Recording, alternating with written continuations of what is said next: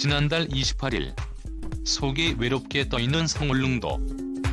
하지만 울릉도에서 콤파스1을 한 바퀴 돌리게 되면 일본 열도 전역의 반경에 들어오게 되는데요.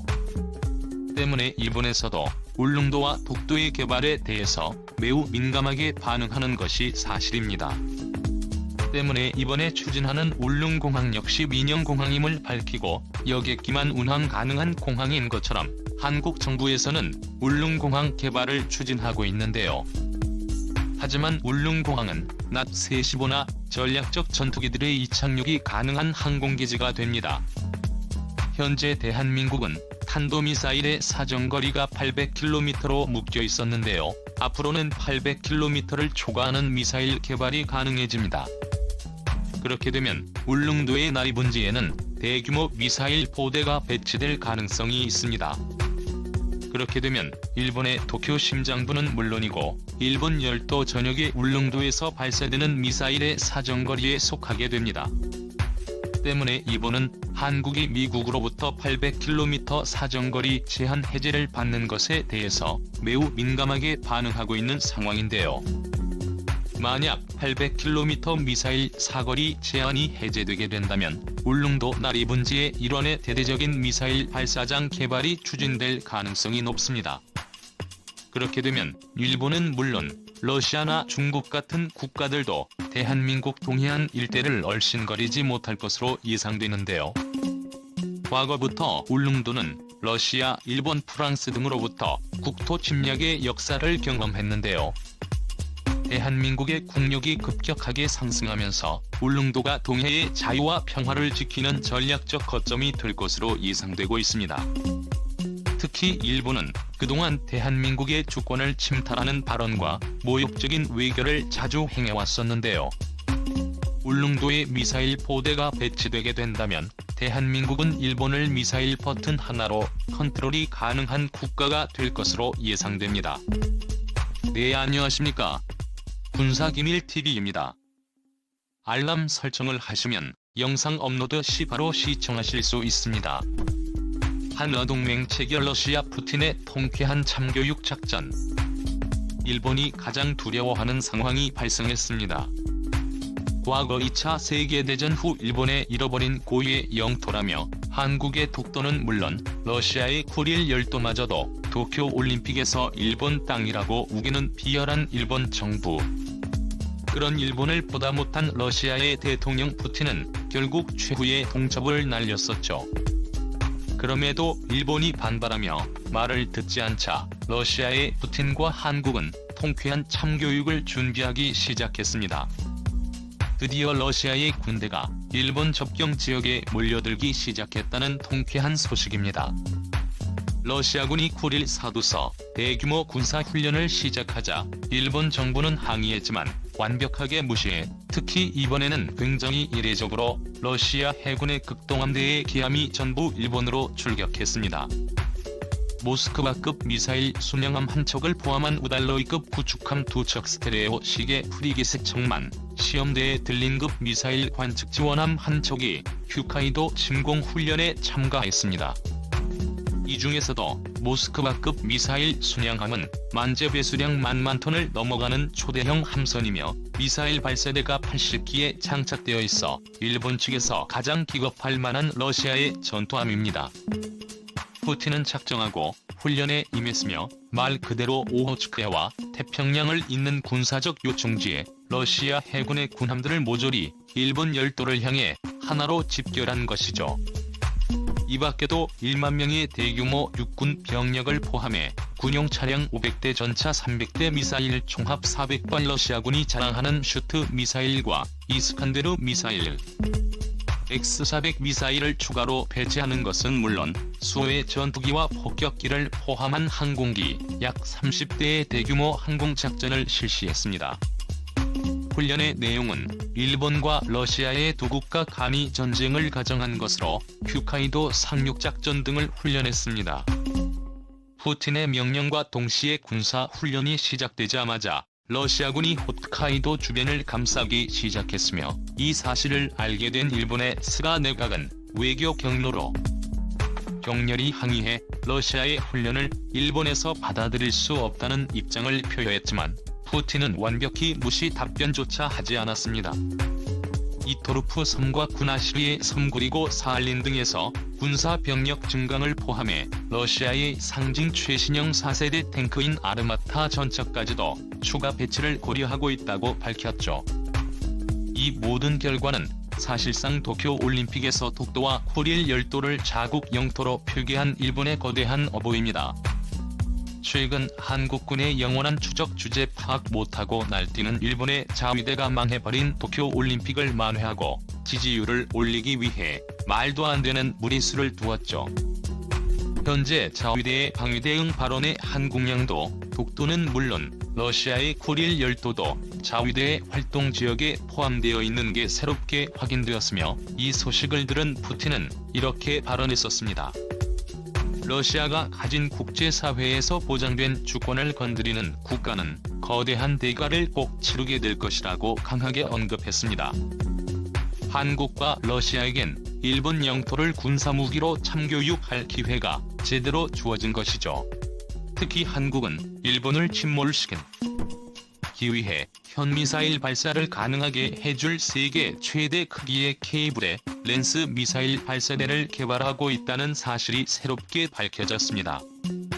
미국산 MMK-40의 발사대의 성능을 추격자 수준으로 뛰어넘는 세계 최강급 K브레 현무 미사일을 개발한 데 세종대왕급 이지스 구축함과 함께 충무공, 이순신급 구축함 광개토 배치 3급 구축함 KDBX 스텔스 구축함 등 한국 해군의 다양한 군함에 탑재하려 합니다. 현재 한국이 개발 중인 미사일 발사대 케이블 LS는 세계 최대 기록을 갱신했으며 현존하는 군함 미사일 발사대 중 가장 거대한 크기를 갖춘 미사일 발사대로 새롭게 공개될 것입니다. 이외에도 대대 전략무기 중 하나인 극초음속 미사일도 한국이 개발해 동해 지역을 지킬 예정입니다. 항공모함 킬러로 불리는 한국 공군의 KF-11 전투기에 탑재할 극초음속 미사일 개발이 현재 진행 중이며 2019년부터 국방과학연구소가 이러한 계획을 주도하는 것으로 밝혀졌습니다. 현재까지 밝혀진 KF-11급 초음속 미사일의 자세한 스펙은 이렇습니다. 미사일의 속력은 기존의 다른 국가들 사이에서 존재하던 전투기발 사용 초음속 미사일의 마 한타보다 2배 이상 빠른 최고 속도 마하 8 이상을 목표로 두고 개발을 진행하고 있으며, 이 정도의 미사일 성능은 서울 상공에 위치한 KF-11 전투기가 500km 떨어진 일본 열도를 향해 미사일을 발사한다면 무려 1분 40초 만에 도달할 수 있는 극초음속 속력을 기록하는 것입니다. 통합항법 장치와 함께 GPS를 이용한 IMS 유도 방식으로 목표물을 정확하게 타격하는 형식을 포함해 극초음속 미사일에서 가장 핵심적인 덕지들 엔진 추진 장치는 전투기에 탑재하기 위해 경량화 방식을 채택했으며, 벽지도 엔진의 강력한 성능 대비 엔진에 소형화하는 게 가장 핵심적인 연구 사항입니다.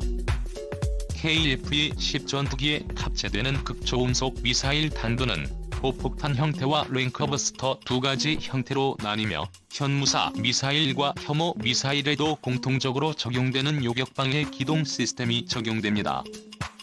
KF-20의 전투기에 극초음속 미사일을 장착하는 순간 한국군도 동해상에서 공중이동식 초장거리 폭격이 가능해집니다. 일본의 주요 거점을 폭격하는 현무 미사일의 화력을 보조하는 형태로 운용될 전망입니다. 공중에서는 KF-11 전투기가 해상자위대를 박살내고 독도를 수호하기 위해 울릉공항 건설을 한창 진행 중입니다. 울릉공항에서 F-15K의 전투기와 KF-11 전투기의 이착륙이 가능한 전략적 핵심 거점을 목적으로 구축이 진행 중이며, 현무 미사일과 현무사 미사일 발사가 가능한 KT의 발사대와 함께 동해에서 항공자위대 전투기를 격추시킬 천공 미사일 발사대까지 추가로 설치하고 있습니다. 2021년 한국군의 군사력은 놀라울 정도로 발전했으며, 일본이 현실을 부정할 정도로 매우 강력해졌습니다. 만약 일본 자위대가 독도를 향해 군사적 도발을 시행하는 순간 울릉공항과 한국전력에 배치된 탄도미사일, 현무미사일 수천 발이 일본 전역을 향해 모두 발사되며 일본의 요격용 미사일은 한국군의 현무미사일에 전혀 대처하지 못하고 전부 놓쳐버립니다. 2차 대전 시기에 일본이 선전포고 없이 진주만 공습을 했다가 미국에게 폭탄을 2번이나 맞으면서 만들어진 일본 자위대 따위가 한국 영토 독도의 주권과 러시아의 쿠릴 열도 주권을 훼손하는 행동은 세계대전 전범국 일본이 세계 질서를 다시 한번 무시하고 침략 활동을 벌이는 행위나 마찬가지입니다. 비열한 일본 정부가 독도가 자국 영토라고 말도 안 되는 주장을 벌이는 행태는 자비 없는 참교육의 차단입니다. 2021년 자위대의 활동 지역에 독도뿐만 아니라 한반도 전체를 포함시켰습니다. 일본은 명백히 한국의 영원한 주적이라는 입장을 스스로 알려주는 꼴이나 다름없죠. 2차 대전 항복선언에 따르면 일본 같은 전범국이 다른 나라의 영토를 공격할 시위에 연합가입국은 선전포고 없이도 전범국 일본의 무차별 공격을 실행할 수 있습니다. 그러므로 이번 사건도 역시 한국과 러시아의 긴밀한 공조가 예상되었고 그것이 현실화된 것이죠. 러시아 외무부에서도 공식 입장 발표를 통해 자위대의 영토 주권 침해 행위는 완전한 불법이며 국가 간의 역사적 영유권을 합의한 상황을 완전히 위배했다고 일본을 강하게 비판했습니다. 이 공식 입장 발표 후 정확히 한 달 뒤 러시아는 일본을 공격할 명분을 완전히 가졌고 쿠릴 열도에서 홋카이도를 조준하는 대규모 군사작전을 합법적으로 실시한 것이죠. 과거 러시아는 개헌을 통해 이제 쿠릴 열도는 러시아 연방 영토임을 절대적 영구적으로 법에 명시한다고 밝혔었습니다. 러시아의 주권을 위협하면 대가를 치르게 되며 사할린 주지사는 관련 개헌에 대해 이렇게 막 헤어져 이제 러시아 연방 모든 국민은 지긋지긋한 일본을 상대로 하는 영토 문제의 끝을 보게 될 것이다. 2020년 푸틴 정부의 선언에 이어서 러시아는 본격적인 행동에 들어간 결과가 지금부터 보여지게 된 것입니다.